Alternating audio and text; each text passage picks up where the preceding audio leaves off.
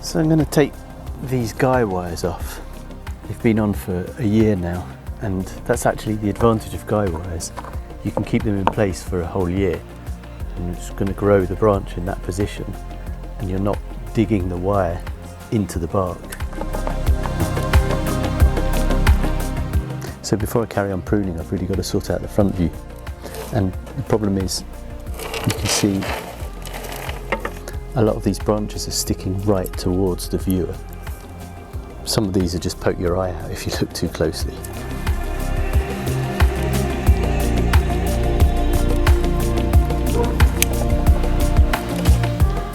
And I found it's fine to prune olive trees in autumn, probably because they're broadleaf evergreens. I would not prune any deciduous trees in autumn until several weeks after the leaves have dropped. This one here, sticking across the front.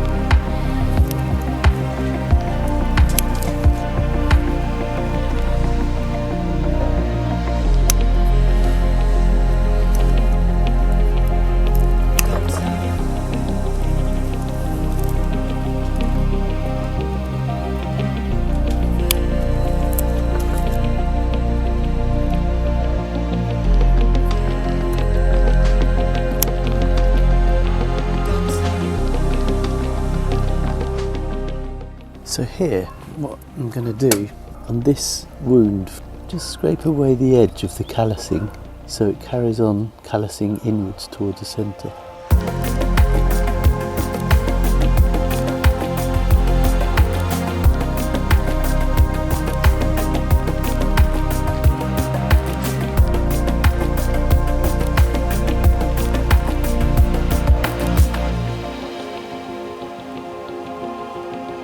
And now it's time to start sawing into the trunk chop at the top, where there are two branches coming out. We turn them into a kind of a V shape and really accentuate the two branches and kind of slope off this ugly chop that's been done in the past here.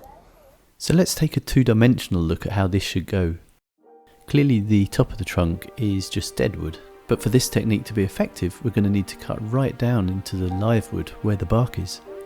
So we need to cut from just above the main leader on the right down to below the next branch on the left, creating a V shape that gives the illusion of trunk taper to the right and branch taper to the left.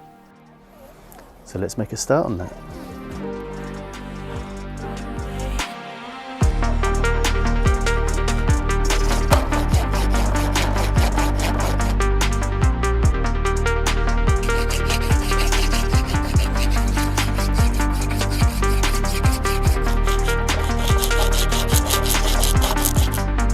That slope will be invisible from the front because it'll all be sloping towards the back.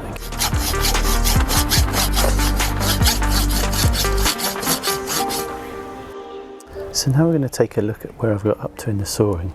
And I can't saw that last bit of wood off because the branches are in the way. So I'm actually going to try and lever it off.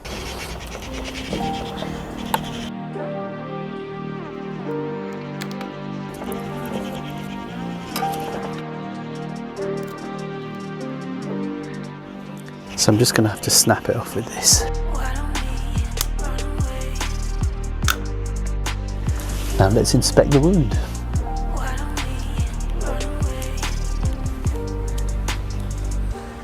So having sawn off the ugly chop at the top, Now I'm going to sand it down with this Dremel Lite.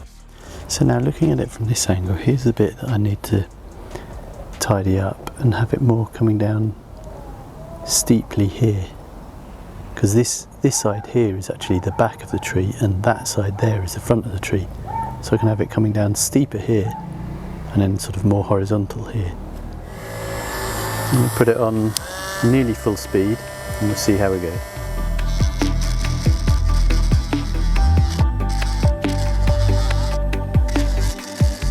Pretty hard wood.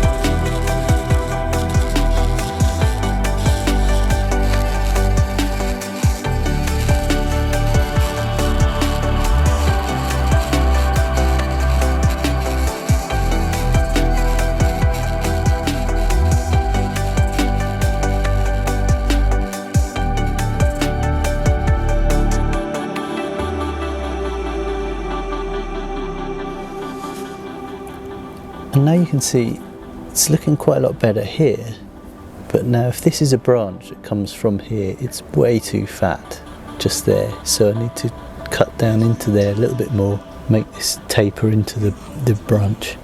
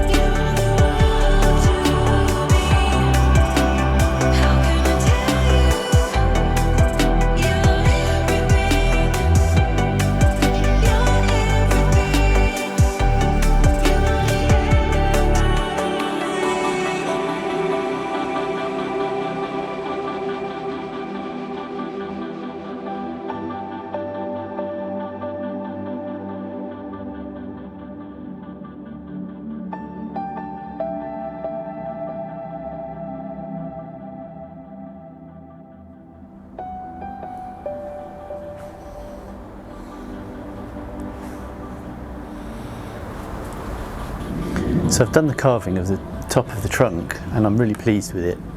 Kind of really tapers off nicely into the leader at the top, and this side here really looks like a real branch. And there's the rear of the tree. I think you could almost choose the rear of the tree as the front. The only thing is that there are branches sticking right towards the viewer here, so it's good to have options for different fronts of a tree. I'm going to put some wound sealant just around the edges, just around where the cambium is exposed, and I don't want the water to bring in any fungal spores. That's why we seal the edge, just to prevent against any pathogens getting into the cambium layer. Now it's the start of November, and just before I publish this video, there's one more chop I really need to do to sort out the front view here, and it is this eye poker.